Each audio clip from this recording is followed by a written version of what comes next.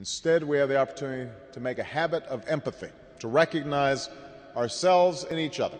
Hi, it's Edwin Rutsch from the Center for Building a Culture of Empathy, and I'm here today with Maia Szalavitz.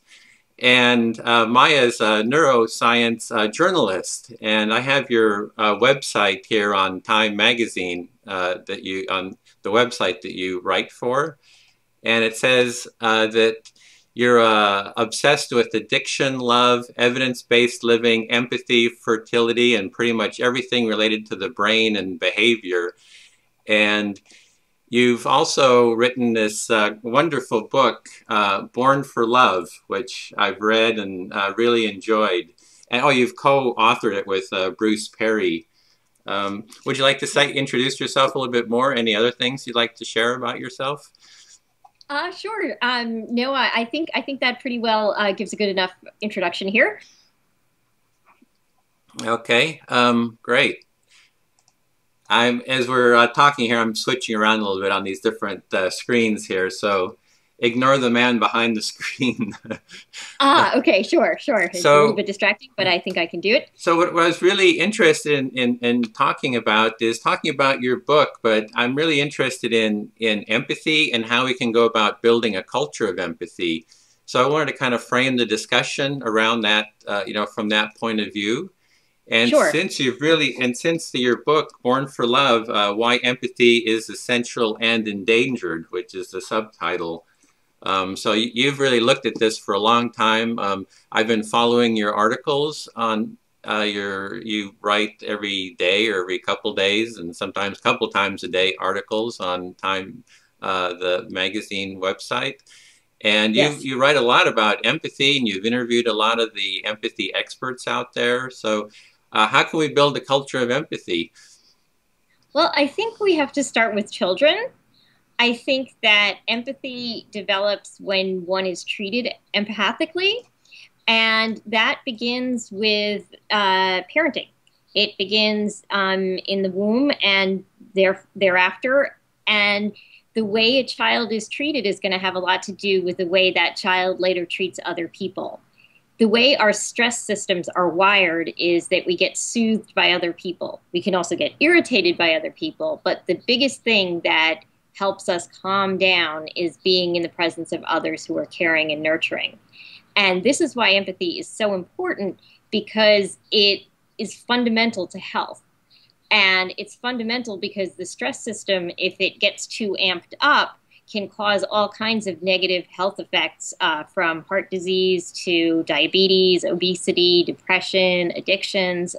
It sets you up for all kinds of bad outcomes. So, we often think of empathy as this nicey kind of luxury, but it's actually at the heart of the way we connect to each other. So it's really about connecting with others and how we connect. I mean, people do connect in kind of violent ways, and I think that's maybe not the.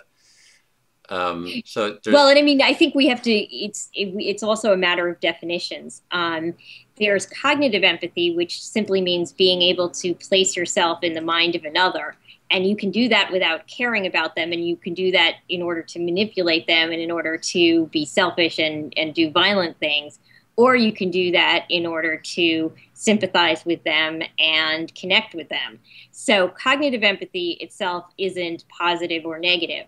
Emotional empathy, on the other hand, is when you are sharing that other person's feelings, and that part generally is positive.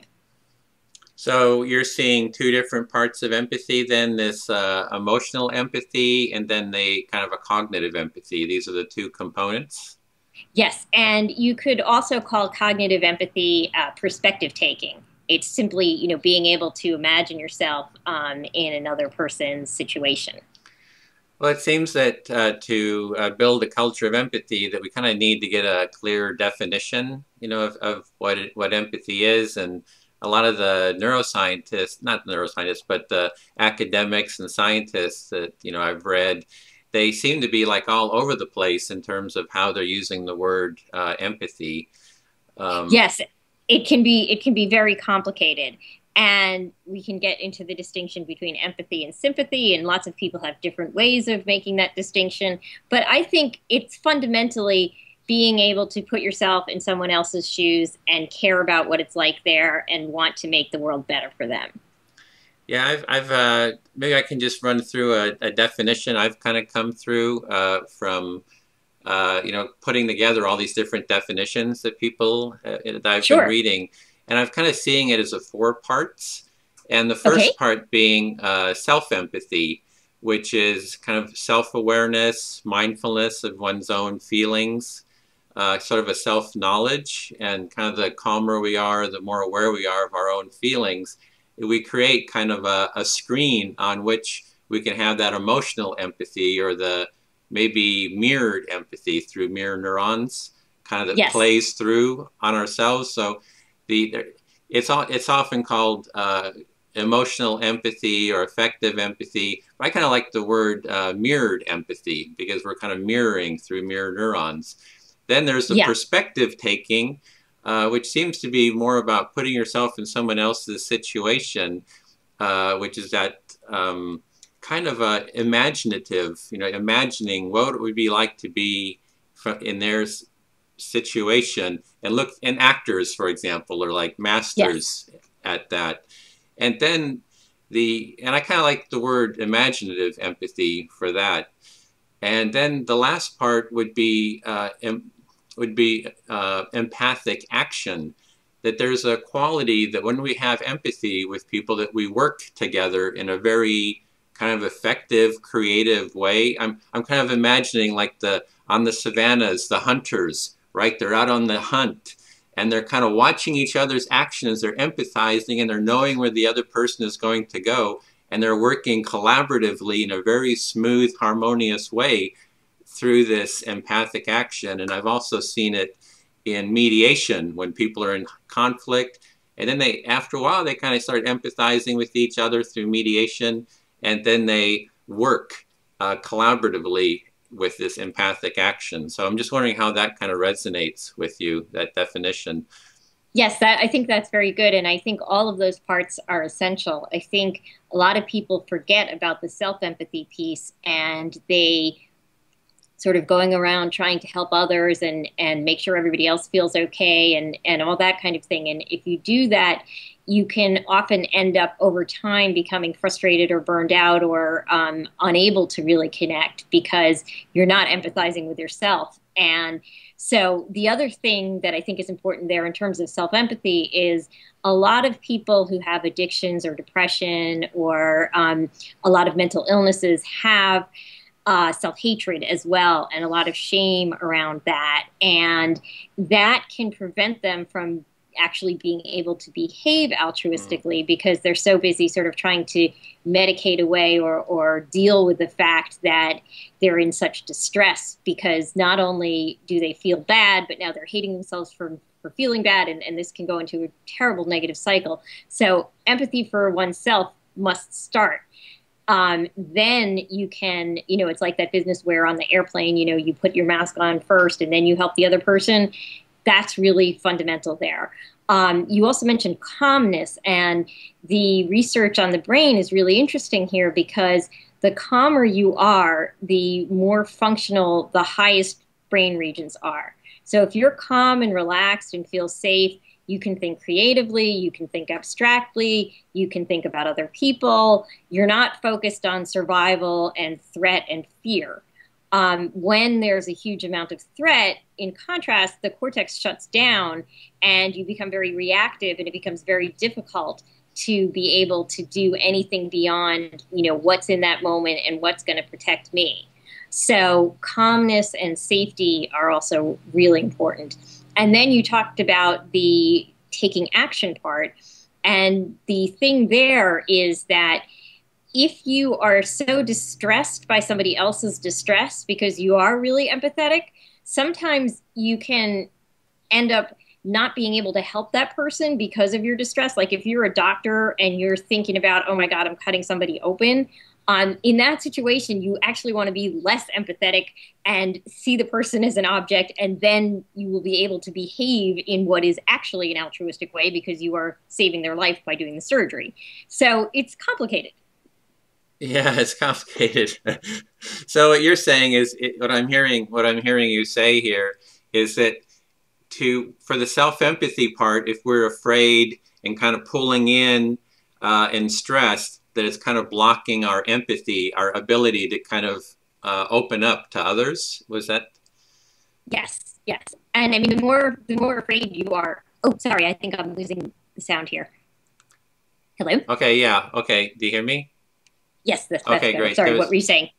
Yeah, that there was a little static there on the line. I heard that. So when we're afraid and stressed, that our empathy shuts down.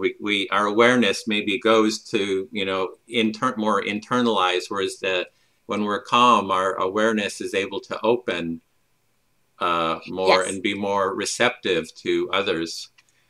Yes, yes, and I think it's sometimes very easy to forget that we need to be in a place of calm and safety to be able to help other people to get to that space.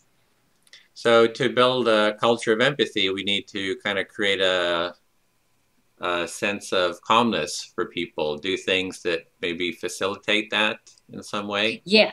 I think that's really important, and you can sort of see historically when there have been incredibly traumatic events, the cultures that have been resilient to them are ones where they have been able to rebuild trust and to, instead of having the anxiety feed on itself and go in all kinds of a negative spiral, instead the ability to be there for each other and support each other rather than sort of splitting up into factions or attacking each other is very important. And, obviously we don't really know how to always make sure that goes in the right direction, but I think it is a lot easier to create empathy when people feel safe. And this is one of the reasons we wrote the book, because one of those scary things is that these days we're seeing increased economic inequality. We're seeing increased stress and all kinds of things that can really pull us apart from each other. And when that happens, trust goes down. And when trust goes down, it's like really hard to rebuild it. And that's, one of the real challenges for creating a culture of empathy, I think. So I was hearing a little bit of static. I was just going to disable the camera that you're seeing. So I'm hoping that will increase the bandwidth. Okay. So you just won't be able to see me, but I'm still seeing you, and we're still recording that. So yeah, so can you tell me more about your book, kind of what led you to write it, and kind of the different what you covered in it? Sure. The reason I wanted to write it and to work on it with Dr. Perry was we had previously written a book called The Boy Who Was Raised as a Dog. And Dr. Perry is a child psychiatrist who works with extremely traumatized children. And one of the things that was very clear in his work is that he's a very calm, soothing, empathetic presence. And he realized that the thing that was most important to recovery for these children was having long-lasting, high-quality relationships in enough numbers to be able to really provide a good social support network. And the more social support these kids had, the better they did. So I came from that, and we had done a book that was sort of focused on the really traumatic stuff. And so that was one piece of it. I also really enjoyed working with him, and I wanted to work with him again. The other piece was just that I have written a lot about addiction and about chronic pain. And one of the things that always astonishes me is the lack of empathy that we see in those areas. In the chronic pain situation, we see all this fear of addiction around giving painkillers to people, and very little recognition that if you're in extreme agony, painkillers are quite necessary. And these drugs are the only things we have that work at all. And why would we be denying them to people because we're afraid that some other people might get addicted? It just didn't seem fair to me. And then the other piece was with addiction, a lot of the treatment was about let's humiliate them, let's attack them, let's punish them. Very, very little empathy there. And I just kind of wondered, okay, the thread between all of these things that I'm sort of interested in was empathy and was perspective taking and the ability to, connect with others. And I personally, as a kid, would probably have been diagnosed with Asperger's syndrome if I was a child now. And I had, but I always knew that the problem was not that I couldn't empathize.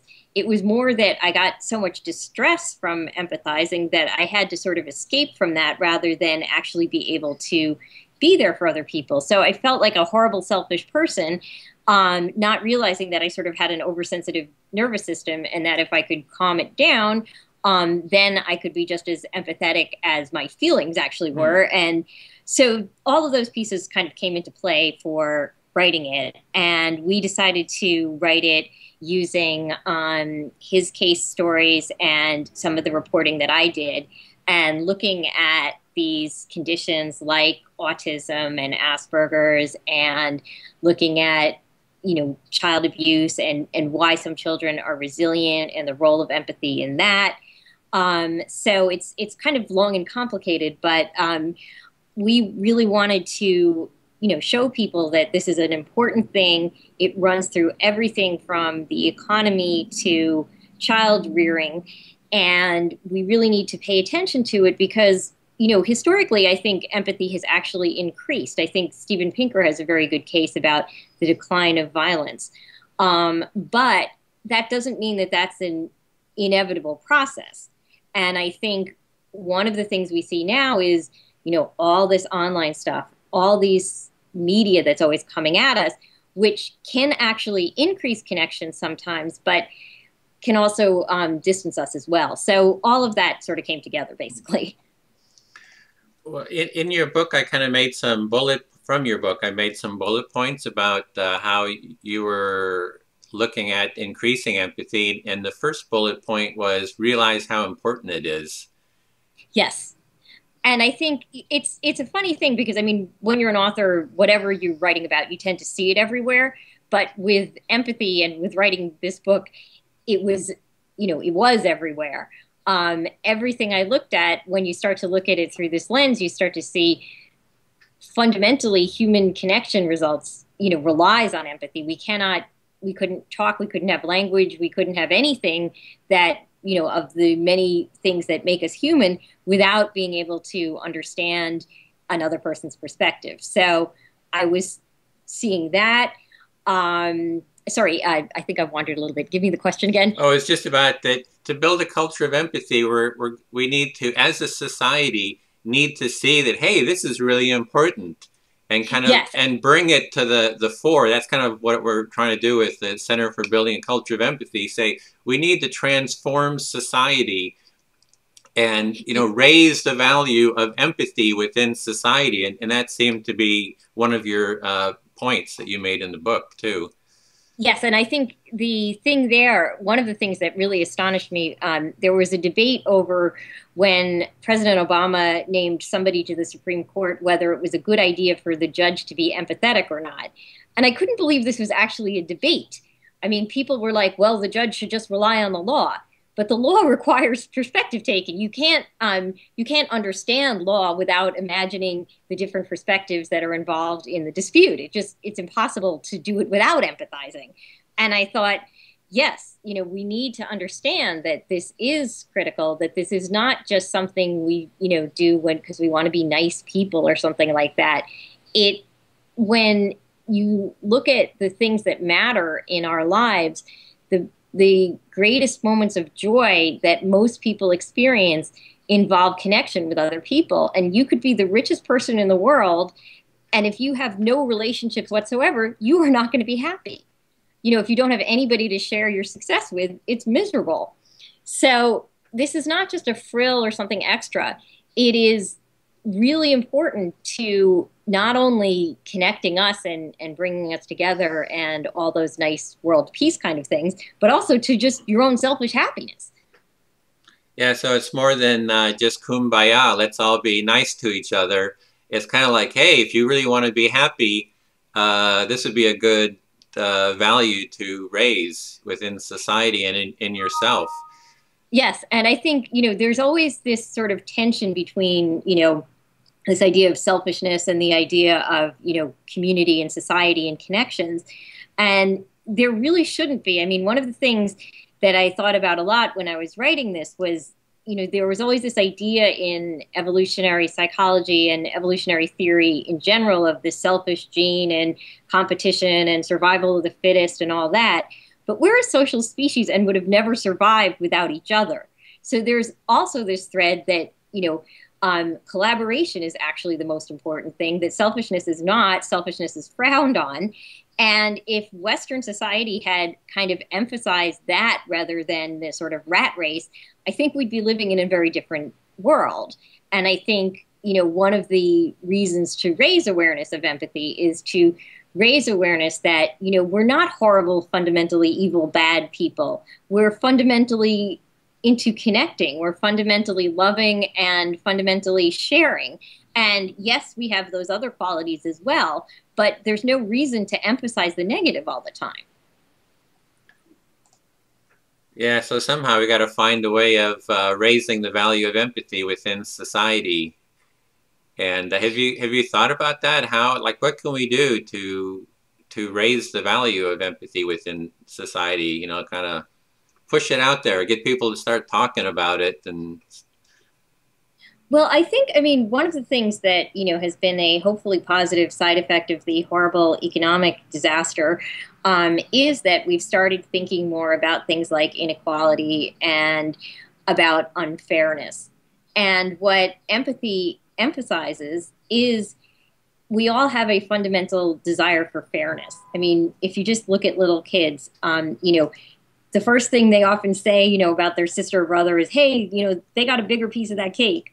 Now, obviously, they are emphasizing fairness in that situation in order to get their own selfish bit. But there's also a piece of it that says, wait a minute, everybody should have equal stuff, and parents never teach their kids that stuff. They don't teach their kids to measure the sizes of things and call for fairness.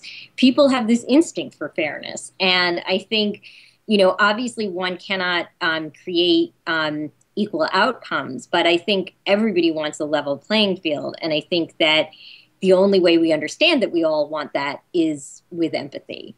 And so I do think that awareness of this and awareness that we're all in it together has been raised by the financial crisis. So I think, that is a good aspect of a thing that has also done some very terrible things, obviously. But I think, when we see this kind of greed gone wild, we get in touch with the other side of ourselves. So perhaps this financial crisis that was kind of facilitated by greed and kind of the collapse of that system, people are maybe looking for a new way to move forward?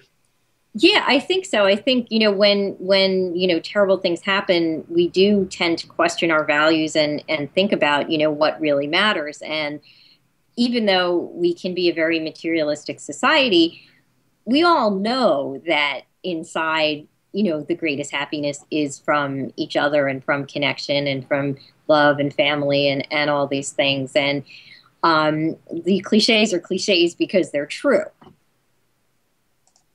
So the other bullet point I got from your book was it said, be conscious of the science. That we have this whole aspect of science now that's kind of addressing empathy, and we should be kind of conscious of what's going on there.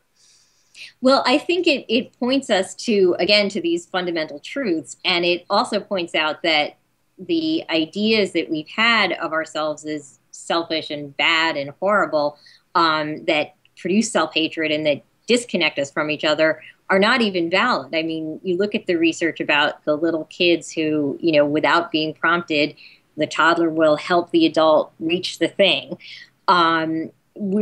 Our instinct is actually not just selfish. And I think when we realize that, A, we can be easier on ourselves and stop feeling like we're such horrible people. And B, we can be easier on other people. We can be calmer. We can connect more. We can work together better. And when we do that, all kinds of wonderful spaces open up. I think very few people would really want to live in a sheer survival of the fittest kind of world. It's horrible. You have no shelter in that situation. I think we all know that we want each other and not to, just be I'm the one on top and that's the only thing that matters.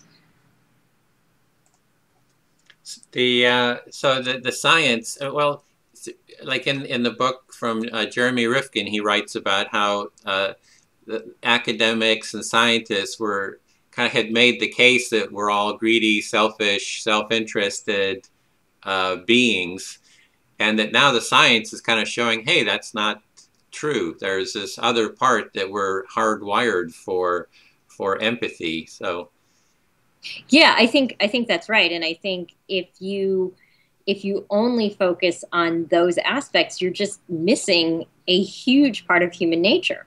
And when we know the science and we look at what is being found, we can say, hey, we have a choice here. We can either play up our competitive and selfish aspects, or we can play up our collaborative and creative aspects. And frankly, if you just think about it from a selfish point of view, I prefer the creative and collaborative just because it's like a much more fun world to live in.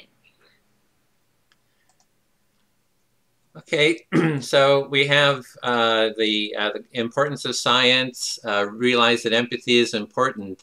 And the next thing I saw here was just the importance of social relationships, to kind of become aware that social relationships are just important to us. And you kind of addressed that. It's like when we're on our deathbed, it's kind of a cliche almost, is that it's those moments of connection that I imagine, I haven't been there, but that we're going to remember. Even if I look back through my own life, that's kind of the moments that I remember. Yeah, and I think, we all, when we think about people that we know that are happy and that we admire, oftentimes they're, people who have a lot of friends, people who have a lot of family, people who enjoy themselves. There's nothing wrong with solitude and intense immersion in work. I enjoy that as well. But I do know that, the happiest moments do come when I'm, sharing my joy with a child or a partner or a sister or brother or, people around me. And it's just, it's just the way we're wired. I think also the research is showing quite clearly now that this matters really deeply to physical health. If you do not have social support, you are at greater risk for many kinds of cancer, for heart disease, for diabetes, for obesity, for addictions, for virtually everything except 2 or 3 different types of cancer, which don't line up this way. But everything else, it's all about the more connected you are, the better and higher number and higher quality of relationships that you have, the healthier you are and the happier you are. So I think what we're learning is that, we went on this chase of all this, selfish and materialistic pleasures, and we thought that, that actually, getting the gift is really better than receiving, or rather, I have it the other way around. We sort of thought, the thing we say about it's better to give than receive is just, to make us feel better because we would actually prefer to have this stuff. But actually, when you look at what makes the people happier, it really is the altruistic act. And, that also makes you healthier. So it's kind of win-win all around. And I think the more people know about this, the more interested they will become in creating a culture of empathy and in, connecting with each other. I mean, I think a lot about this when I think about childcare, because in the United States, we do very little to make sure that people have access to high quality early childcare. And, every parent has to fight on their own to, get these things that in most countries are just considered a right. And if we don't do that, we're limiting the way we can connect. We're limiting the way our children can develop empathy. We're limiting all kinds of things in a very silly way. And the more we sort of make ourselves feel like, the only way to do it is on our own, the worse we feel. I think, yeah, it's kind of how empathy applies to different policies that we do as a country. For example, with healthcare, I remember I interviewed someone about healthcare, about the healthcare system. And they said it's about security, because when people feel secure, that then they're more open for caring for others. If you're afraid, hey, I'm not gonna get my health care, I've got to make money to pay for my health care, any moment something might happen, you get more and more full of anxiety, and it starts shutting down your empathy for others. So it was actually maybe framing the policy discussions around how does this policy affect empathy. Yeah, I think that's a really good thought, because I think, again, if we increase empathy and increase our connection to each other, we increase happiness and health. And that actually will cut costs if that is a concern, because the healthier we are, the less healthcare we'll actually need. So it's kind of funny, the paradoxes that come out, because your self-interest is actually the communal interest at the same time in these, it's a virtuous circle rather than a vicious circle. And I think, yes, we should always ask about policies. Is this making us more empathetic, or is this disconnecting us further? And I mean, you think of things like prison policies and immigration and all kinds of things where we really don't consider, what does this say about us? How does this affect social connection? In your book, the format you used was storytelling, was telling a story with some. Were they all real stories? They were absolutely. Oh, okay, yeah. So these are real stories that you were telling of how empathy related to different people's lives, and then you would kind of go into explaining maybe the science behind it. Is that kind of the format? Is that right? Yeah. And I mean, it's funny because, of course, the reason stories are so attractive to human beings is because of empathy, because what they do is they allow us to take somebody else's perspective and see, and think about, what would I do in that situation, and how did they deal with those problems? And maybe I can take, some of the solutions that they used and apply them in my own life. I mean, storytelling is incredibly powerful, and we wanted to do that, and it also just makes the science much more interesting and exciting and accessible. Yeah, so got a little phone call here, but so the storytelling in the arts is a whole aspect of empathy that I think is really important. There's the neuroscience part, which you've really explored. Then there's also, it seems like, the storytelling to kind of create that deeper connection between people. Yeah, I mean, as a writer, storytelling is something that I think about a lot, and it really, you just think about, it goes back to the caves. Humans were telling each other stories and connecting to each other in this way. I mean, the arts, I think Mary Gordon, who runs a program called Roots of Empathy, which I think is another great way of encouraging empathy. And what the program does is it brings babies into classrooms, and it helps the students look at the baby's development and look at things like temperament and the way the baby relates to the parent, and all of these things help the child learn, help the children learn empathy and help them see how it's developing in someone else. But one of the things Mary Gordon emphasizes is that music, storytelling, arts, all of these things, the reason we enjoy novels and films and painting and music is because it connects us. We can feel in the presence of greatness when we see amazing art. When we listen to music, it just plays our emotions. And it, I mean, if you're, just in a crowd dancing, listening to music, it can be one of the most ecstatic experiences you can have. Yes, I'm a deadhead. You're a deadhead. Well, we're talking about the arts and also about policies, and those. And if we look at the policies in terms of the schools, it's like the arts and these programs that actually foster empathy seem to be the first ones that are cut. it's really sad because we do tend to see some of the most important things as trivial for some reason. And I think one of the problems here may actually be one of sexism, oddly enough, because I think we associate empathy and nurturance and the arts with femininity. And we unfortunately associate femininity with triviality and with things not being especially important. And I hope that as we as a society grow, we can, begin to let go of that a bit. But I did sort of sense that underneath some of the ways that empathy was kind of discriminated against or just ignored. I think one of the things that sort of caught me onto that was one of the most profound emotions you can feel is actually cuteness. And we think of cuteness as trivial and silly and, oh, look at the silly cats on the internet. But what that is, what cuteness fundamentally is the way nature gets us to take care of our children, which is probably our most important task in life. But because women do it, we have tend to see, oh, it's silly and cute and la, la, la. But again, if we didn't have that, we'd kill our babies and then we wouldn't be here.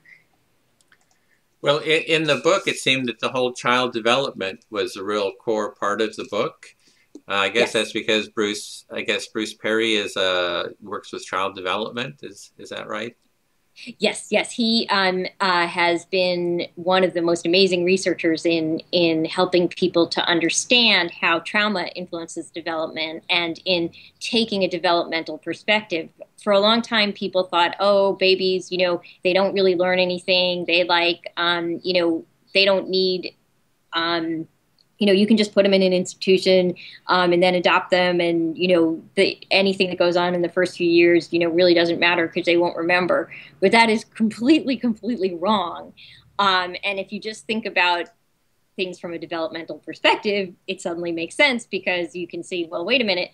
The way our memories are set up is that the very early experiences set the foundations for later experiences. So if the early experiences are ones of neglect and disconnection and lack of reliability, that's going to set the tone for later life. And that makes evolutionary sense because if you're born into a world where you shouldn't trust people, where things are highly stressful and where everything requires you to be on alert all the time, then the adaptations that are made are useful.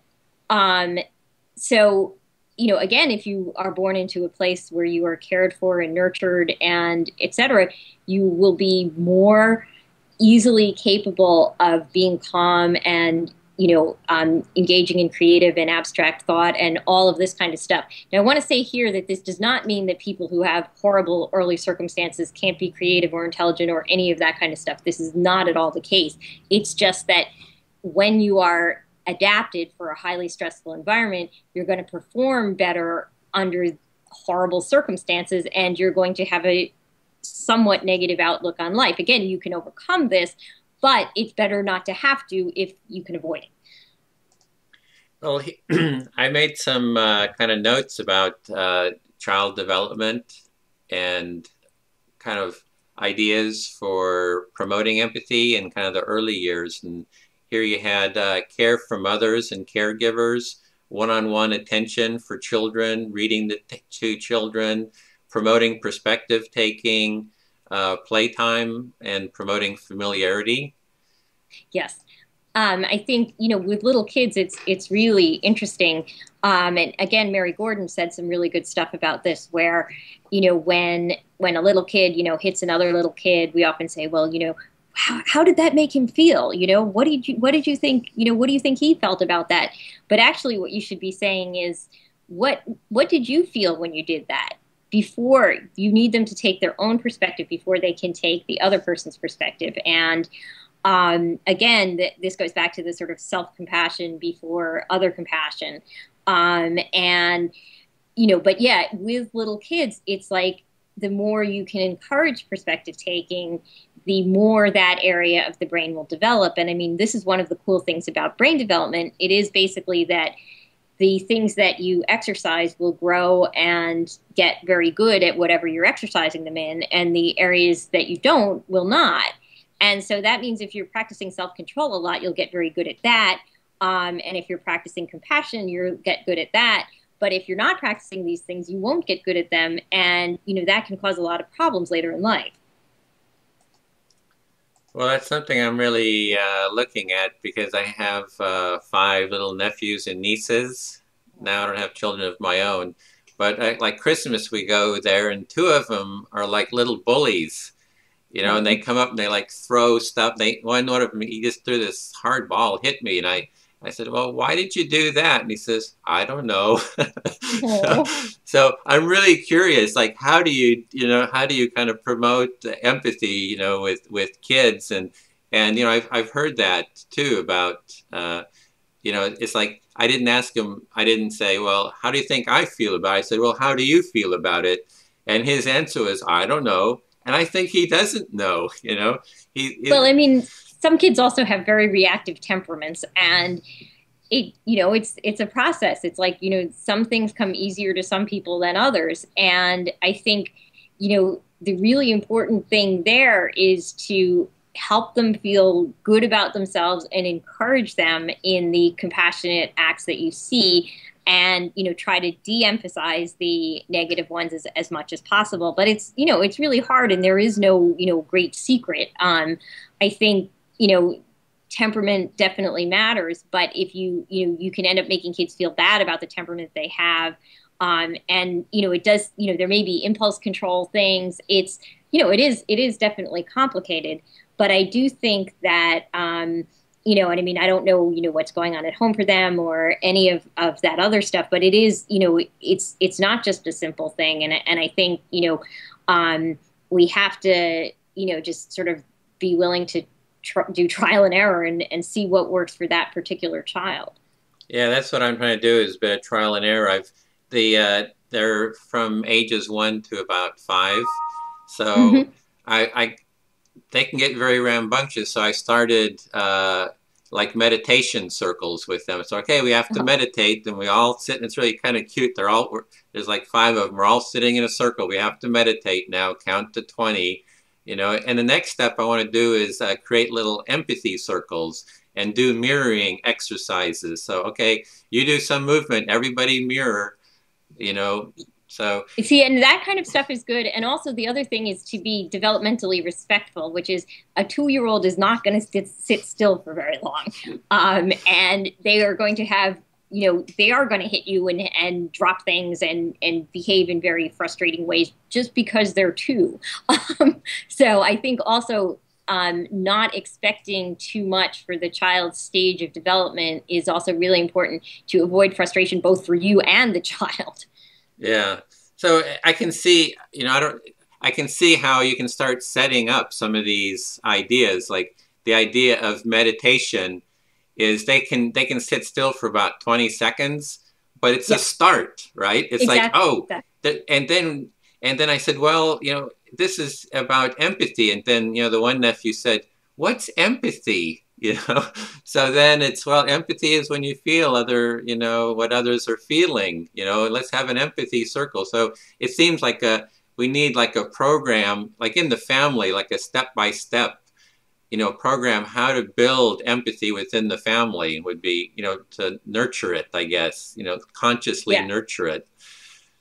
Well, and I think, all of this stuff, the sort of respect for temperament, respect for developmental stage, you putting yourself in the child's position, you constantly demonstrating through your own actions the way you would want them to behave. Now, obviously, nobody does this perfectly. Everybody gets frustrated.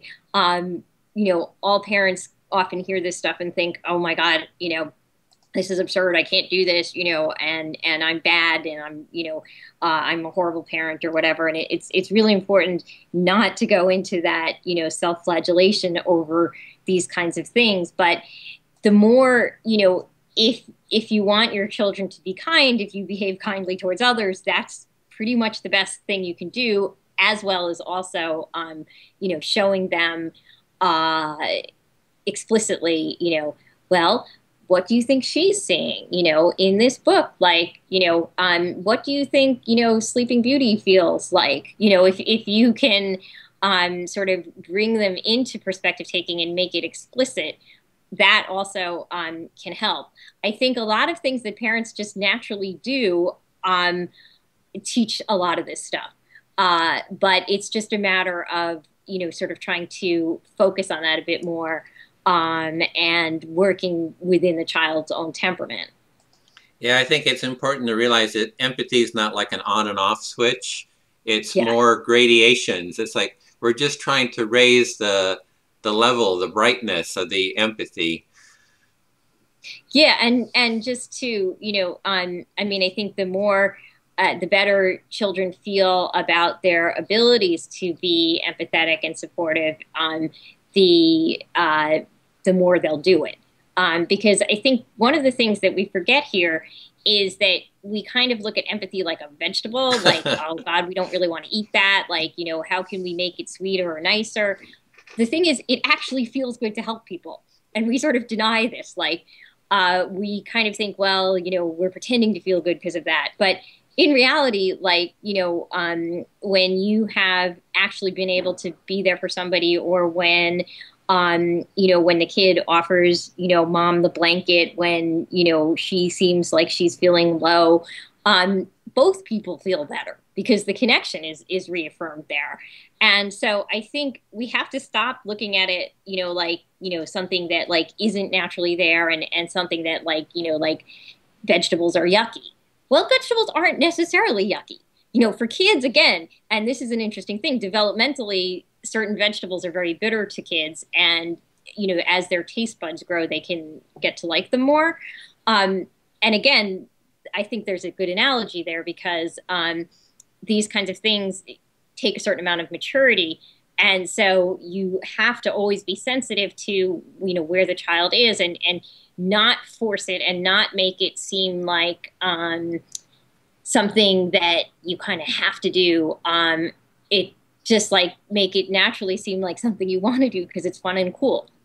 Yeah, so if we want to build a culture of empathy, we need to tap into those positive emotions that you get from, or the positive sensations we get from empathizing.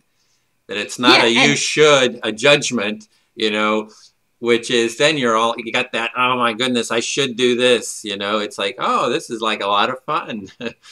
Right. And I mean, I think, we all fall into that. But, I don't know why that is, but the more we can see that, hey, this like generally is cool and genuinely feels good, and the easier it is to, enhance it. It's again, just a matter of getting the virtuous cycle started. Yeah, and I think that maybe one of the positive feelings is when we kind of synchronize with others, when we kind of mirror and feel connected with others. There's the whole oxytocin kind of release, and that release of stress, and that sense of warmth. And it's a very nice feeling. I mean, it's a real motivation for empathy, I find. And, that's actually your brain's opioids, like the evil, horrible opioids that like we're not supposed to take externally are, our brain gives us to them when we're nice. And, or gives them to us rather. But, it's a real physiological good pleasure. And, I think oftentimes, raising children and having relationships with people can be challenging and difficult, and there's all kinds of, really difficult moments. But when we have those moments of joy and connection, we should also just make sure to be there for them, in the kind of, mindfulness kind of way. I mean, I think one of the reasons that mindfulness meditation and just mindfulness in general is so useful is because we don't stay in the moment, even with good stuff. And, it's fine to work on like, let's stay in the moment with bad stuff and not flee it, but also for good stuff, let's just be here while actually, yes, the kid's doing great. Yeah, there's, it's like the kind of, you'd mentioned addiction before. So it's like, I wonder if we can get addicted to empathy. That would be a way to kind of promote it. Well, and I mean, I think, and fundamentally, actually, babies are addicted to their parents, and parents are addicted to their babies, and lovers are addicted to each other. It's a kind of perversion of the word addiction there, because addiction is fundamentally defined as compulsive behavior despite negative consequences, which actually probably is a good definition of parenting. I think that, and this is probably why we have addictive mechanisms in our brain, because nature realizes that, childbearing and relationships are frustrating, and we do need to persist despite negative consequences. The problem is when we do that in relationship to drugs. But the physiology of joy operates on the same system, whether, we're shooting heroin or, enjoying the moment of the birth of our child. And that sounds horrible, but obviously the birth of a child is way more meaningful. And it's not entirely the same chemistry, but fundamentally the way we experience pleasure is through these chemicals of pleasure. And when we do that in connection with other people, it is the deepest and best happiness and most meaningful thing. I've wondered about that with addiction. If addiction, one of the causes might be kind of the lack of the empathy and connection. Like if through the lack of empathy, like we have that sense of aloneness and alienation and disconnection, which is very painful in itself. Yes. And it seems to me that if you don't have that for some reason, or that it would be easy to get into addiction of some sort to soothe that pain. Well, I mean, that's certainly what happened to me. I mean, I was a cocaine and heroin addict, and the thing with opiates for me really was that I felt, I had a high level of self-hatred, a lot of difficulty connecting to people socially, a lot of sort of feelings of just self-hate, basically. And opiates gave me artificially what I wasn't able to get naturally. And when I got into recovery, I learned how to be able to get that stuff naturally. And, I needed chemical help from antidepressants to do that. And I emphasize that because I don't think that means I'm bad or worse or less in any way. And I don't want other people who do need chemical help for their recovery to feel that way. But, to be able, for whatever reason, my brain chemistry wasn't allowing me to connect and was making me feel, all these, this just sort of oversensitivity that kept me having to protect myself from the oversensitivity rather than being able to connect to people. And so, I started using drugs, and at first that kind of worked really effectively to make me feel connected. And then, of course, the addiction took over. So I do think, there's a lot of evidence showing that early childhood trauma, difficulty with social connections, these kinds of things do, massively increase the risk for addiction. And when people do get socially connected and do become able to, feel good and feel soothed and feel calm, then they can recover. And this is why I always thought all those unempathetic addiction treatments were insane, because I still don't understand why anyone would think that humiliating, attacking, and punishing people who feel horrible about themselves is going to make them want to do anything other than use more drugs. Yeah, so those approaches actually maybe try to solve the problem with the problem. Yeah, I mean, and I think, I think they're based on a fundamental misunderstanding of what addiction is, because I think they think that, addicts are seeking this extra pleasure and, they want to have more fun than everybody else, and they want to just not connect to people. And that's not what's going on. People who are having extra pleasure in life, are not compulsively chasing it. Well, so it sounds like this work on empathy and the exploration of empathy has a real personal connection with you. Yeah, I mean, and it's it sort of is a thread that I have sort of followed throughout my life. And it was only when I started writing the book that I really kind of identified it. In fact, sort of one of the main inspirations for the book was me thinking about, like, what do all these strange interests I have in common? And that's what it really was. And I started to think that this connects a lot more things than we really realize. So how do you see your exploration of empathy and your work with, exploring empathy going forward? Well, actually, I'm working on what I want to do for my next book, which I think is going to be a bit more personal and talk about some of these issues of identity and autistic traits and addiction and drugs and connection.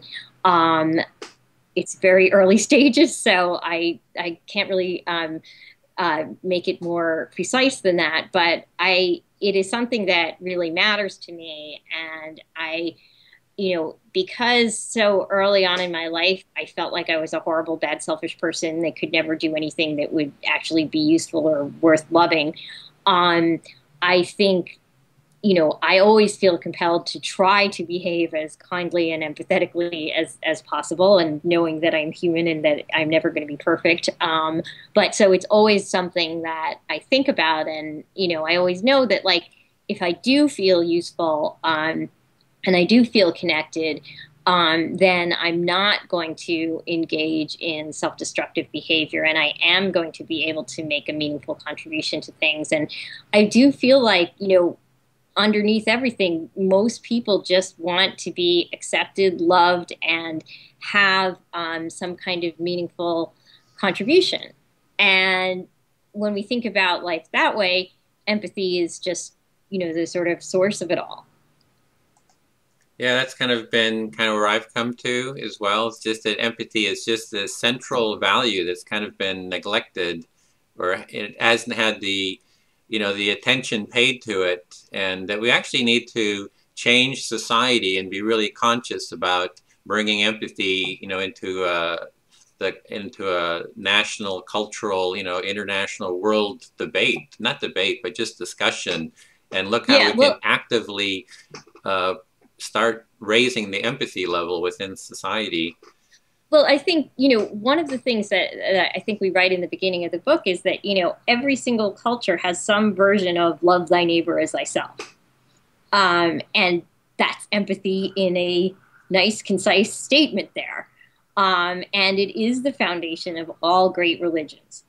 And we need to come back to that just as a value, as a human value, and, really think through that and focus on that, because when you do that, a lot of the extraneous stuff that all these distractions that we have now starts to fall away.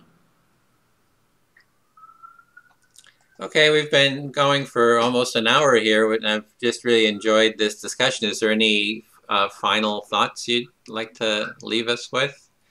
No, I think we really have covered the basic fundamental points there. And I just think, the more we can think about this, and the more we can, come up with ways to, God, there's a siren going on out there that, but the more we can be calm and relaxed and gentle towards ourselves and others, the happier and healthier we'll be, and the more a culture of empathy will be created. See the world through other people's eyes. Empathy is a quality of character that can change the world.